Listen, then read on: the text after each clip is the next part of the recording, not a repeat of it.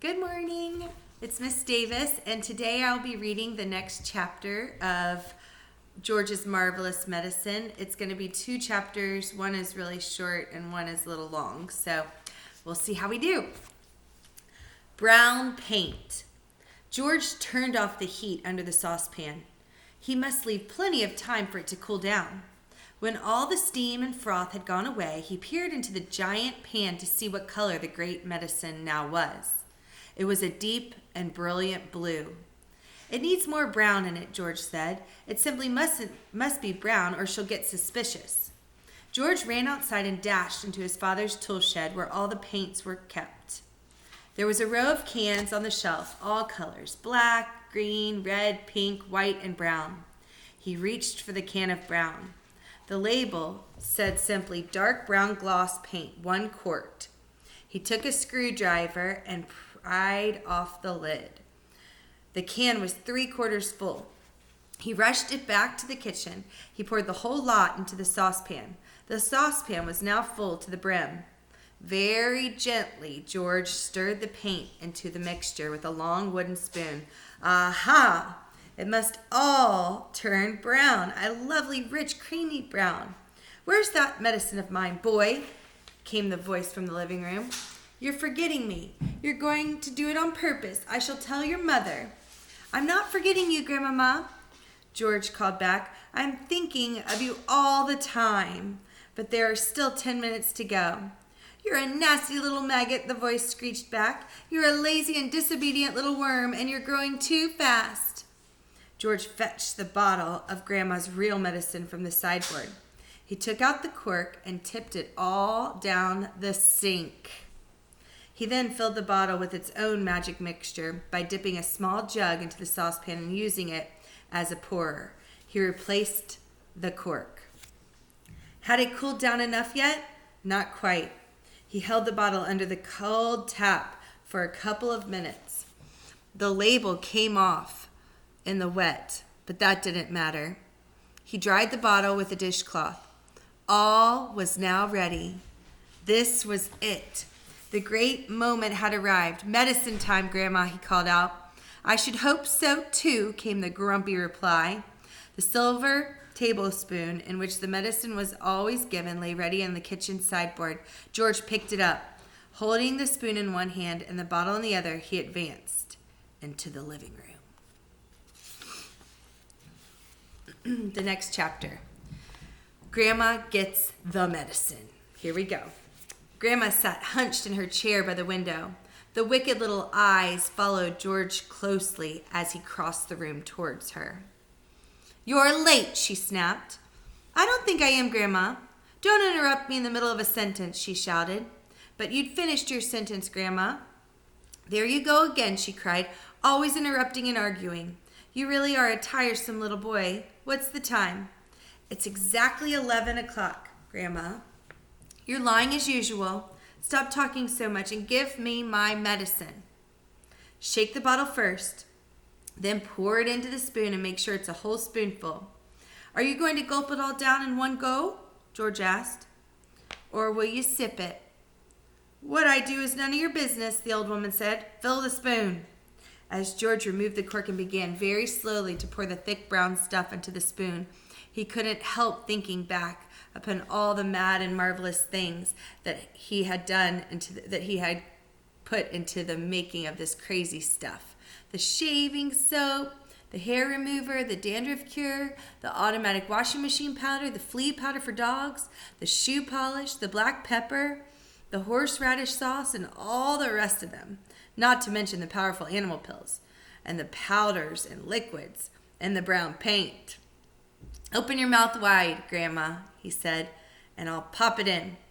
The old hag opened her wrinkled mouth, showing disgusting pale brown teeth. "Here we go," George cried out. "Swallow it down." He pushed the spoon well into her mouth and tipped the mixture down her throat. Then he stepped back to watch the result. It was worth watching. Grandma yelled, "Whee!" and her whole body shot up whoosh into the air. It was exactly as though someone had pushed an electric wire through the underneath of her chair and switched on the current. Up she went like a jack-in-the-box, and she didn't come down.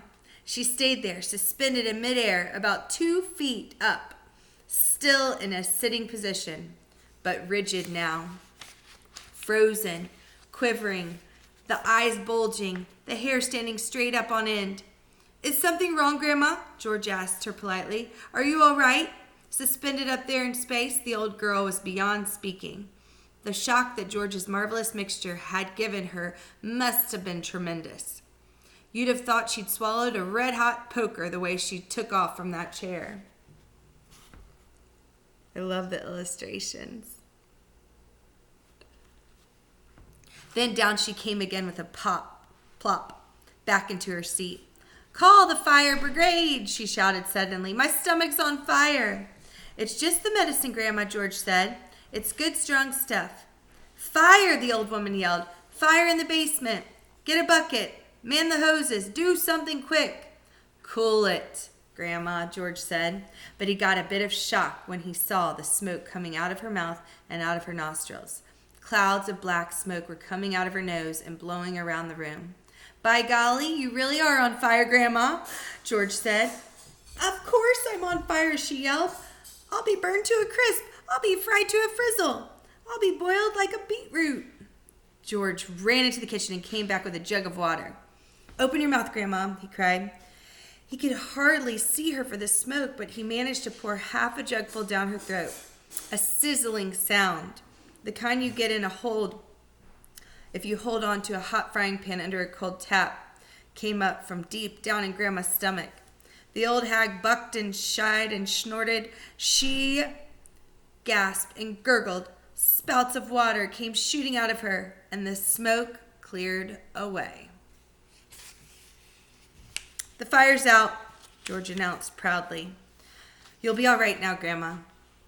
"All right," she yelled. "Who's all right?" "There's Jackie jumpers in my tummy.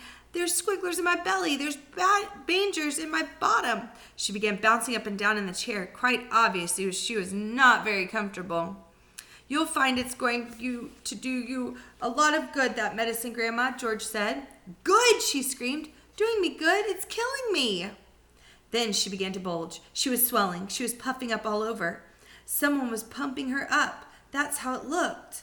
Was she going to explode? Her face was turning from purple to green. But wait, she had a puncture somewhere. George could hear the hiss of escaping air. She stopped swelling. She was going down. She was slowly getting thinner again, shrinking back and back slowly to her shrivelly old self. "How's things, Grandma?" George said. No answer. Then a funny thing happened. Grandma's body gave a sudden sharp twist and a sudden sharp jerk, and she flipped herself clear out of the chair and landed neatly on her 2 feet on the carpet. "That's terrific, Grandma," George cried. "You haven't stood up like that for years. Look at you. You're standing up all on your own. And you're not even using a stick." Grandma didn't even hear him. The frozen, pop-eyed look, she was back with her again now. She was miles away in another world. Marvelous medicine, George told himself. He found it fascinating to stand there watching what it was doing to the old hag. What next, he wondered. He soon found out. Suddenly she began to grow. It was quite slow at first, just a very gradual inching upwards, up, up, up, inch by inch, getting taller and taller, about an inch every few seconds. And in the beginning, George didn't even notice. But when she had passed the 5-foot mark, then the 5'6" mark, and she was going up towards 6 feet tall, George gave a jump and shouted, "Hey, Grandma, you're growing. You're going up. Hang on." "Grandma, you'd better stop now or you'll be hitting the ceiling." But Grandma didn't stop. It was truly a fantastic sight. This ancient, scrawny old woman getting taller and taller, longer and longer, thinner and thinner, as though she were a piece of elastic being pulled upwards by invisible hands. When the top of her head actually touched the ceiling, George thought she was bound to stop. But she didn't. There was a sort of scrunching sound, and bits of plaster and cement came raining down. "Hadn't you better stop now, Grandma?" George said. "Daddy's just had this whole roof repainted." But there was no stopping her now. Soon her head and shoulders had completely disappeared through the ceiling, and she was still going. George dashed upstairs to his own bedroom, and there she was, coming up through the floor like a mushroom. "Whoopee!" she shouted, finding her voice at last. "Hallelujah! Here I come!" "Steady on, Grandma," George said, with a hi-ni-ho, and up we go, she shouted. "Just watch me grow."